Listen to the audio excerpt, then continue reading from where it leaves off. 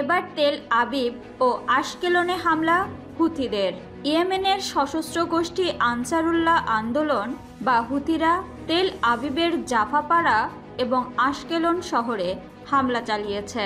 আন্দোলনের সামরিক মুখপাত্র ইয়াহিয়া সারিয়া বলেছেন, তিনি তার টেলিগ্রাম চ্যানেলে পোস্ট করা এক বিবৃতিতে বলেন, বিমান বাহিনী একটি সামরিক অভিযান পরিচালনা করেছে এবং অধিকৃত ফিলিস্তিনের দক্ষিণে জাফা এবং আশকেলনে ইসরায়েলি শত্রুর বেশ কয়েকটি সামরিক ও গুরুত্বপূর্ণ স্থাপনায় হামলা চালিয়েছে।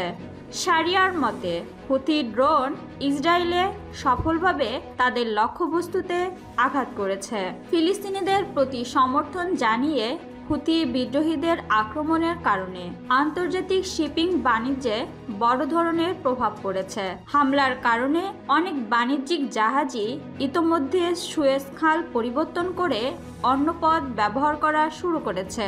এতে করে আন্তর্জাতিক বাণিজ্যে বিরাট প্রতিবন্ধকতারও সৃষ্টি হয়। হুথির পদক্ষেপের প্রতিক্রিয়া হিসেবে মার্কিন কর্তৃপক্ষ একটি আন্তর্জাতিক জোট গঠনের ঘোষণা দেয় এবং লোহিত সাগরে নৌ চলাচলের স্বাধীনতা এবং জাহাজের সুরক্ষা নিশ্চিত করার জন্য প্রত্যাশিত প্রসপারিটি গার্ডিয়ান নামে একটি অপারেশনের প্রস্তুতির ঘোষণা দেয়।